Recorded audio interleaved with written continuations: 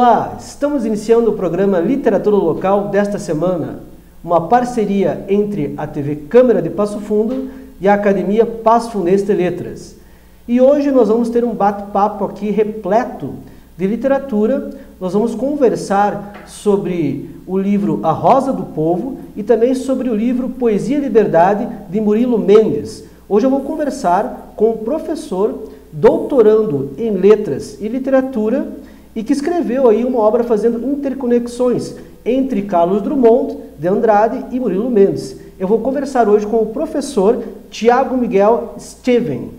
Seja muito bem-vindo, professor. Tudo bem? Tudo bem, obrigado. Agradeço o convite, a oportunidade de estar aqui compartilhando um pouquinho da pesquisa, desse estudo desenvolvido, né? Agradeço a TV Câmara, a Academia Passo Fundense de Letras e a você, Aleixo, que me recebe aqui hoje para poder partilhar um pouco desse conhecimento.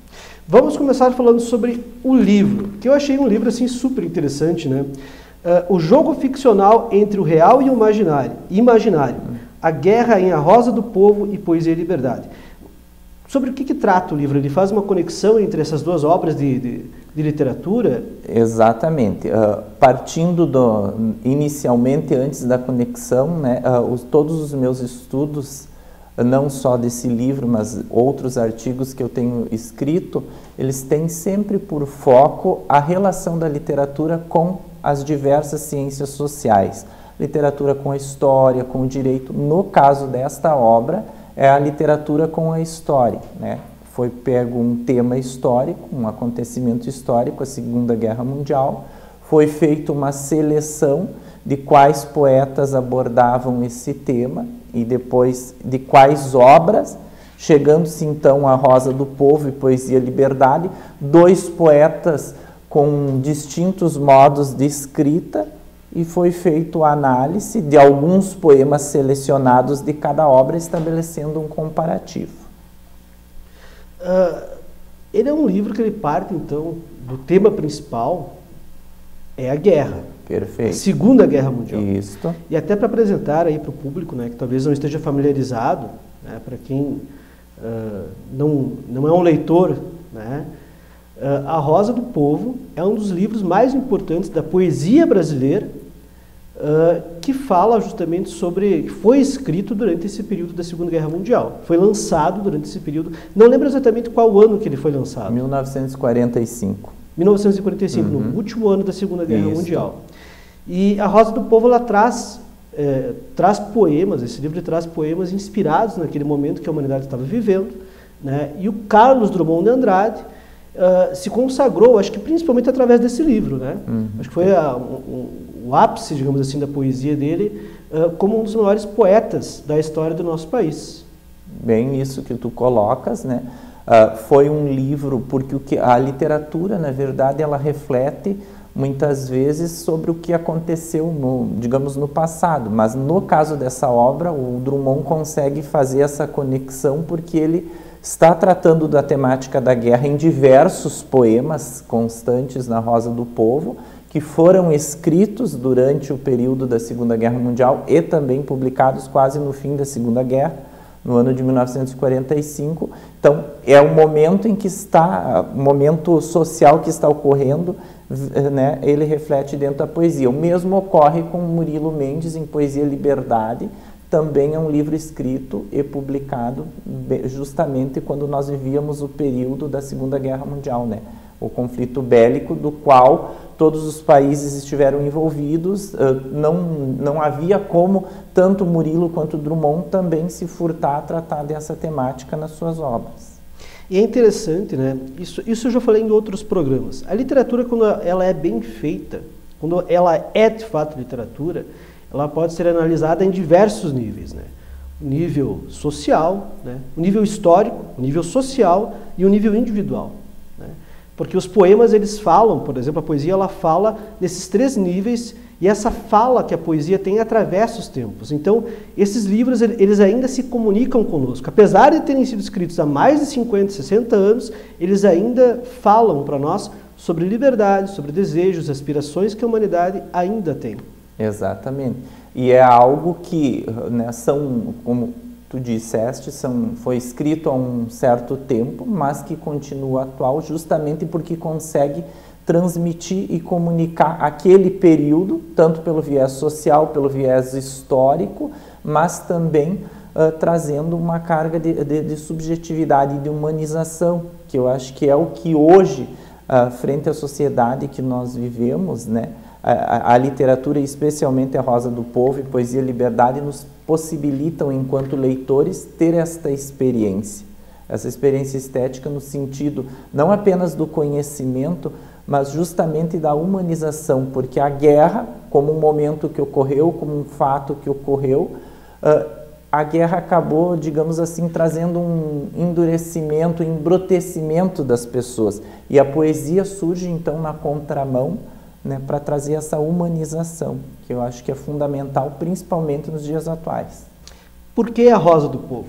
Quando é que foi a primeira vez que tu leu esse livro? A primeira vez, então, que eu tive contato com A Rosa do Povo, de fato, foi quando eu cursei a Letras, né, na disciplina de Literatura Brasileira 3, que tratava do estudo do modernismo, e lá já naquele primeiro contato, assim, que foi um contato não tão profundo, me chamou a atenção que diversos poemas tratavam da questão da guerra, né? Porque é um grande número, tem outras temáticas, claro, na obra, mas um grande número dos poemas abordam a questão da Guerra Mundial. Sempre gostei de história também, né? Então sempre aliar esse jogo, conexão exato, um e outro. Literatura e história. Quando surgiu a oportunidade de cursar o mestrado e pensar o projeto, o que de fato vou pesquisar? Por que não pesquisar a relação da literatura com a história? Tá, mas pesquisando a relação da literatura com a história, né, tu vai delimitando o tema. Então vou me direcionar à poesia, né? Quais autores que escreveram sobre essa temática na poesia? O primeiro que veio à mente, Drummond. Mas aí, para que tenha um caráter, porque o livro, além de fazer todo esse estudo, ele tem um caráter teórico também, né? Ele parte de uma teoria literária, para que se possa fazer análise tanto das obras, dos poemas de Drummond quanto de Murilo, e ao final, como um fechamento, um comparativo entre os dois poetas. E no caso do Murilo, por exemplo, quando foi a primeira vez que tu entrou em contato com a obra dele? E o Poesia e Liberdade, eu acho que ele é um pouco menos conhecido que a Rosa do Povo, né? A Rosa do Povo, me parece que é muito mais conhecido do que o Poesia e Liberdade do Murilo Mendes. Certamente, ou como tu mesmo disseste antes, a Rosa do Povo foi um livro que caracteriza, digamos assim, o amadurecimento poético do Drummond, né? Ele já vinha de toda uma caminhada e, no sentido de ser conhecido, a Rosa do Povo várias vezes já foi cobrado em vestibulares, não como Poesia e Liberdade, mas eu tinha tido contato com o Murilo na graduação, não especificamente com esta obra, né? Quando eu pensei o projeto do mestrado, o primeiro que me veio à mente era Drummond, mas vou fazer um comparativo com quem? Aí começou a busca de fazer todo esse levantamento, essa pesquisa que é o papel do pesquisador, de ir atrás, de levantar hipótese, de confirmar, de descartar. Então, fui verificando, apareceram outros poetas, outros escritores que também tratavam da temática da guerra, mas não tanto na perspectiva do Murilo, que pudesse me permitir estabelecer essa análise comparativa entre os dois. Aí chegou-se então ao Murilo e o Drummond já tinha inicialmente pensado. Então, o Murilo ele foi escolhido em segundo lugar, né, a Poesia e Liberdade, para você poder fazer esse comparativo com a poesia do Drummond, e a partir disso você faz também uma análise histórica do momento, mas a partir de um viés literário. Exatamente, partindo de uma teoria literária, né, da estética da recepção, que é assim denominada. O teórico que eu selecionei é Wolfgang Gieser. Ele trabalha os atos de seleção e combinação, ou seja, o poeta seleciona determinados fatos, que podem ser fatos históricos ou não. No caso desta obra, são fatos históricos, determinadas situações que ocorreram, determinados eventos, todos relacionados à Segunda Guerra Mundial, e ele retira do contexto em que esses fatos ocorreram e traz para dentro do texto poético, mesclando, fazendo uma nova combinação desses elementos, então, e aí são os atos, seleciona e combina, dando uma nova roupagem, dando uma nova caracterização. Esta foi a teoria literária, partindo aí também da análise do tema histórico, né? Todos os fatos, todas as alusões à questão da guerra, eventos, acontecimentos, batalhas, enfim, que Drummond traz, e aí se faz a análise também não só da questão da teoria literária, mas do modo de cada um escrever, porque o Drummond, se nós observarmos, né, ele já tem uma linguagem, né, por isso que diz a Rosa do Povo, uma linguagem do povo. Isso, né? do povo, mais acessível. Muito gostosa de ser lida, né? E tanto na questão da linguagem quanto da estrutura. Diversos poemas que estão dentro da Rosa do Povo, e dentre os quais alguns que estão em análise na obra que hoje aqui apresentamos, eles têm a própria estrutura próxima da linguagem da comunicação. O próprio título dos poemas já vai anunciar isso. Telegrama de Moscou, né? Escrito na forma de um telegrama. Carta Stalingrado, escrito na forma de uma carta, que a linguagem da comunicação. Já o Murilo, ele usa uma linguagem um pouquinho mais rebuscada e ele faz um processo transfigurativo, né? O Murilo possui um aspecto mais da religiosidade, então ele traz essa... fazendo processos intertextuais com diversas alusões aos textos bíblicos, a eventos... É uma transcendência, os dois são transcendentes, mas o Murilo ele é uma transcendência mais erudita, isso, assim, né? E cada um ao seu modo, né? A sua forma de escrever, e quando se fala a forma de escrever, não apenas no que se refere à linguagem, mas na própria estrutura de apresentar o poema, né? Por que tu acha, como pesquisador, né, que é importante a leitura da poesia hoje em dia? A poesia é um texto, né, que ela consegue condensar, ela traz em si uma, vamos dizer assim, uma alta carga de subjetividade. Em poucas palavras, né, ela consegue transmitir muitas coisas. Então, e é justamente isso que nós falávamos antes. Eu penso que a poesia permite essa experiência estética, essa experiência do humanizar-se, do colocar-se no lugar do outro, né? De viver a experiência do outro, sentir a subjetividade, porque o que é viver a experiência do outro? Cada um tem a sua vivência, cada um tem a sua subjetividade, e penso que é só a poesia, né? A literatura, claro, de um modo geral, mas mais especificamente a poesia, que permite que a gente tenha essa experiência, que realize, se pode dizer assim, uma análise com mais profundidade que talvez os textos teóricos não tenham essa capacidade de realizar com tamanha intensidade como a literatura e a poesia conseguem Talvez fazer. Porque a poesia também ela não nega os sentimentos, né? Exato. Mas ela usa as imagens para causar essa emoção em quem está lendo. Exatamente, né? Traz essa carga de subjetividade, né? Sim. Professor, nós vamos continuar no próximo bloco, quero conversar mais sobre poesia, ensino de poesia, né, leitura, enfim. Voltamos em seguida.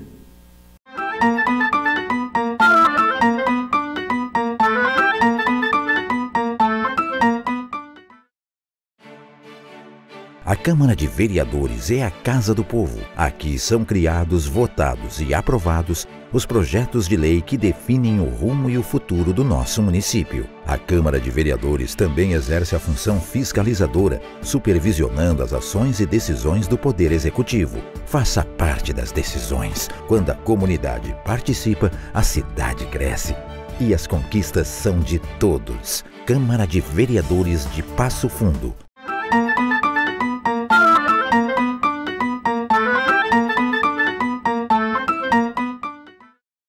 Olá, estamos de volta com o programa Literatura Local e hoje eu estou conversando com o professor Tiago, que escreveu um livro aí sobre a Rosa do Povo e também sobre Poesia e Liberdade, de Murilo Mendes, e a Rosa do Povo, do Carlos Drummond de Andrade, fazendo aí uma conexão entre essas obras, falando sobre poesia e literatura. Professor, falando assim sobre essa questão da poesia, a gente estava falando, né, sobre a importância da leitura. Como é que você vê hoje assim, a poesia nas escolas, para trabalhar com os alunos? Eu vejo que é essencial. Eu diria assim que nós precisamos da poesia nas escolas e no trabalho com os alunos, justamente em função daquilo que nós falávamos, né, no primeiro bloco. Questão da subjetividade, do sentimento, da emoção, dos sentidos que o texto poético consegue condensar e trazer em si. E isso acaba, no estudo do texto com o aluno, levando ele a um processo de reflexão, né? Porque a poesia, como que a poesia diz certas coisas sem estar escrito, né? Vamos dizer e até assim. mesmo, eu acho que uma palavra que o senhor usou anteriormente, né? Que é a palavra de humanização, né? Eu acho que a poesia está muito relacionada a essa questão, esse processo de humanização, por causa, justamente, pegando um gancho com a fala anterior, da empatia que ela permite com o outro, né? Da empatia, ela coloca o leitor numa posição de empatia. Exatamente, ela permite a vivência, né, do outro, do sentimento do outro, porque quem fala no texto poético é o sujeito lírico, é o eu lírico, ou o sujeito poético, como assim dizemos, mas no momento que o aluno tem o contato com o texto poético, esse texto, além de causar a reflexão, possibilita com que ele viva essa outra experiência. E o viver essa outra experiência é que vai possibilitar o processo de humanização. E principalmente nos dias atuais, na sociedade em que nós vivemos, em que todo mundo trabalha, é um corre-corre, uma sociedade altamente tecnologizada, né? Consumista. Exatamente, e diversos fatores, acabou se deixando de lado um pouco o humano. E o humano é essencial, né? Porque as máquinas, os computadores, toda a tecnologia são fundamentais, são importantes, sim, frente à sociedade que vivemos, não podemos desprezá-las, né? Mas nunca podemos esquecer que quem tem o poder de dar significado, de atribuir sentido, é o humano, jamais a máquina. Então a poesia vem nesse sentido para contribuir com este processo de humanização frente a toda a realidade aí, né, de consumo, de tecnologia que a gente vive aí. E essa sua fala me lembrou muito sobre a máquina, né? O final do filme O Grande Ditador, a fala final do filme O Grande Ditador do Chaplin, onde ele faz todo aquele discurso, ele fala, né, nós somos homens, não somos máquinas. Exatamente. Né? E é impressionante assim como hoje em dia está se apostando muito na tecnologia e às vezes se esquece esse lado da humanização, que a literatura, a cultura mais clássica, digamos assim, ela traz, né, para a gente. E até isso me lembra que no outro programa, o outro professor comentou, inclusive, que a Suíça, por exemplo, acho que é a Suíça, se não me engano, que eles estão agora voltando atrás na ideia de digitalização dos processos educacionais, justamente porque essa digitalização fez com que os índices de rendimento escolar caíssem. Os alunos estavam passando muito tempo diante de telas, diante de celulares, computadores, né, notebooks, e isso estava afetando o desenvolvimento deles. E longe dos livros, né? Não sei se você concorda com isso. Eu tenho para mim assim, que é muito importante para o aluno que ele consiga pegar o livro, que ele consiga tocar o livro. No caso da poesia, por exemplo, eu trouxe outros contadores aqui no programa, que se faça contação, que se possa criar uma experiência para os jovens. Perfeito, e é bem nesse sentido que eu acredito e procuro desenvolver o trabalho, né? Como eu disse, a gente não despreza a tecnologia, não é que é importante, mas não pode se descuidar, não pode se viver nos extremos, ou só tem que buscar, tem que proporcionar para o aluno esse contato com o livro, né, ele poder sentir, tocar, e desde, por exemplo, na questão especificamente do texto poético, a leitura do texto poético, possibilitar isso, tu falava da contação de histórias, né, o próprio texto poético, a leitura dele permite você trabalhar inúmeras questões como entonação, voz, e tudo isso na leitura contribui para esse processo de humanização, para a percepção do sentimento que o texto traz em si, para aquilo que o sujeito lírico quer transmitir. Então, é essa experiência que o aluno precisa ter. Se ele tiver essa experiência, né, certamente o resto vai vir como uma consequência. E agora, eu até li brevemente essa questão que está circulando, essa notícia que tu falava, mas me lembrei também, né? Nós falando aqui de tecnologia e coisa, uma entrevista que eu assisti em um determinado momento aí de pesquisas e estudos com o Bill Gates, que é o grande bambambam aí da tecnologia dos computadores, e perguntaram para ele, Bill Gates, qual o computador que você daria para o teu filho, o que ele teria, como que ele seria, tal, né? Porque o dono né, da Microsoft, a maior empresa aí de tecnologia. Muitos anos o maior bilionário do mundo, né? No topo sempre. Hoje é o Elon Musk. Isso. Aí me recordo que ele me respondeu assim, eu jamais daria um computador para o meu filho, eu daria um livro. Então... Você aprende a ler, depois você aprende a mexer com a máquina, né? Exato. Até a gente tem agora a questão da inteligência artificial, ChatGPT, né? Mas se você não é letrado, se você não sabe ler, escrever, não tem criticidade, não sabe julgar o que o ChatGPT vai lhe dar como resposta, é uma ferramenta inútil. Exatamente, porque a leitura, né, nesse sentido que tu colocas, ela possui um sentido amplo, não é uma leitura apenas de decodificar os sinais gráficos, repetir o que está escrito, mas sim de poder atribuir sentido e significado àquilo que se está lendo, né? Poder compreender de fato o que está escrito ali, realizar um processo de interpretação, de reflexão, e é isso que vai possibilitar com que tenhamos aí alunos, cidadãos mais críticos, né? E no momento que eu tenho um aluno, um cidadão mais crítico, por óbvio que à medida que isso vai acontecendo, a sociedade também vai sendo transformada, e penso que para melhor, né? Do livro do Drummond, eu adoro, assim, eu sou apaixonado pela poesia como o Russo em Berlim, que quando eu acho que, se não me engano, é esse o título, que ele fala, ele se coloca no lugar da batalha que está acontecendo, né? Lá na...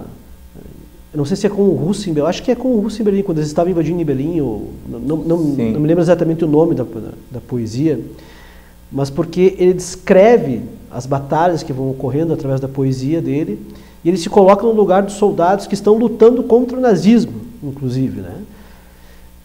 Qual que é o teu poema favorito, assim, do Drummond? Tem algum que é favorito, que te tocou especialmente? Especificamente da Rosa do Povo, né? Eu sempre, desde a graduação, né, que foi quando eu tive o contato, é a procura da poesia. Né? Não é sobre específico sobre a temática da guerra, porque aquela frase que mais me destacou, né, trouxeste a chave. Que Sim. chave é esta? E é interessante que é uma poesia sobre poesia. Exato, metalinguística. Que chave é essa? Onde que está essa chave? O que é essa chave? É o sentido, é o significado, é o saber ler, né? Então, e está na Rosa do Povo. Não trata sobre a guerra, mas... Não, e até porque ele tem vários temas que são tratados ali, né? A obra em si... O caso do vestido também faz parte da Rosa do Povo, se eu não me engano? Me parece que sim.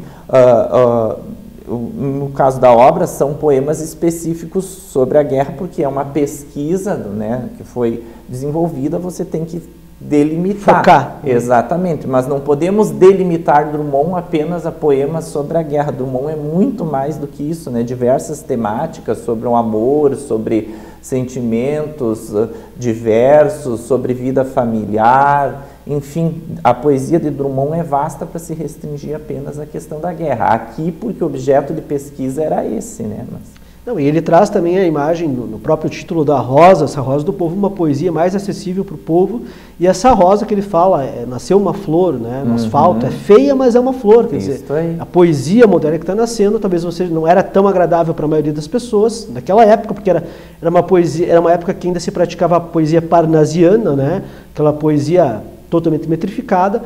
E o Drummond e outros poetas vêm com essa proposta ali no modernismo de se trazer uma poesia que fosse de versos livres, mais de acordo com a linguagem coloquial, a linguagem de todo dia. Então, ele fala, né, é feia, mas é uma flor, tem sentido, tem significado, fala sobre nós. Exato, que é isso que a poesia em si, né, é o objeto de qualquer poesia. Naquele momento, né, nós vínhamos de todo um período literário, como tu colocaste, que se tinha uma forma de fazer poético. Há um rompimento a partir do modernismo que acaba muitas vezes por causar um choque, né, Por isso a figura da náusea que o poeta traz no poema, mas nem por isso, né, ela deixa de comunicar, de trazer o sentido, de possibilitar esse processo de reflexão. Hoje, para quem tem contato, já é algo mais natural, mas naquele momento lá, há esse rompimento, estranhamento, face à forma de fazer poético que se tinha antes do modernismo. E do Murilo Mendes, do Poesia e Liberdade, tem algum poema favorito? Sim, como eu disse, o Murilo, eu acabei conhecendo mais profundamente ele justamente no momento da realização da pesquisa. Então, um dos poemas que são analisados ali é a Ceia Sinistra, que é um poema que me chamou muito a atenção. Olha, gostei do nome, Ceia Sinistra. O poeta pega justamente o quê? A Santa Ceia, porque Murilo Mendes, sempre que falar Murilo Mendes, tem algo associado à questão da religiosidade, né? Vinculado ao catolicismo, principalmente. Então, ele pega toda aquela cena da Santa Ceia e transporta, digamos assim, para o poema, né, num novo cenário. Que cenário é esse? O cenário de guerra. Então ele vai, por isso que deixa de ser a Santa Ceia e passa a ser a Ceia Sinistra. Olha, eu achei tão interessante esse título que eu confesso que eu não li ainda essa obra do Murilo Mendes. A Rosa do Povo eu li várias vezes já, desde a minha adolescência. E que quando acabar o programa eu vou procurar. Talvez eu espero que quem esteja assistindo o programa também fique curioso, né? E venha procurar também o Poesia e Liberdade do Murilo Mendes. Porque realmente, me parece, como eu disse, que a Rosa do Povo é muito mais conhecido, né? Exatamente. E eu penso justamente isso que tu coloca, né? A literatura e principalmente nós que somos professores, quando você faz o trabalho com o aluno, você tem que apresentar ou o texto poético, ou o texto narrativo, o texto literário em si, e que desperte no aluno essa busca. Por exemplo, eu trouxe um poema, mas esse poema está em tal livro, gostei tanto desse poema que eu vou ir até aquele livro, vou buscar aquele livro, vou realizar a leitura daquela obra. Então acho que isso também é bem interessante, né?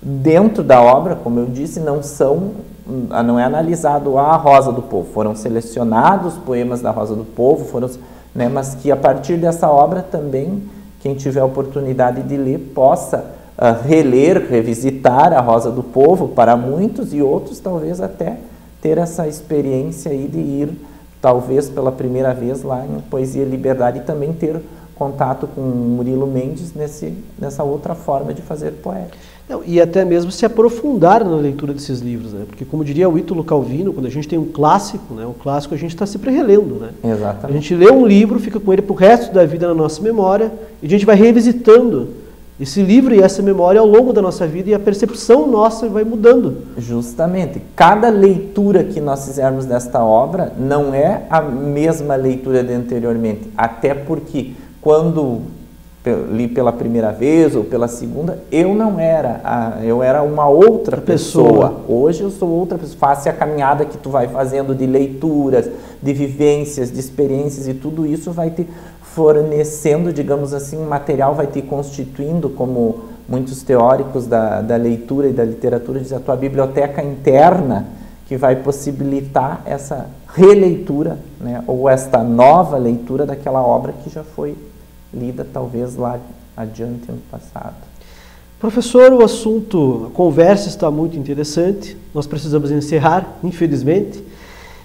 Onde é que os leitores conseguem o livro? Então, o livro está disponível na Livraria Delta, né, da Paissandu, aqui na Paissandu, esquina com a Fagundes, né, onde também tivemos a oportunidade de fazer o lançamento em 24 de junho passado, né. E também podem me procurar comigo, aí os colegas da Rede Municipal de Ensino, e quem tiver interesse, também tenho alguns exemplares comigo para disponibilizar. Agradeço pela presença, muito sucesso com o livro, e que venham outros aí, né? Eu sei que o senhor já está escrevendo um próximo, né? Muito obrigado a quem nos acompanhou até aqui, e fica a dica então de leitura aí para vocês. Até a próxima semana, lembrando que o programa é uma parceria entre a TV Câmara de Passo Fundo e a Academia Passo Fundense de Letras.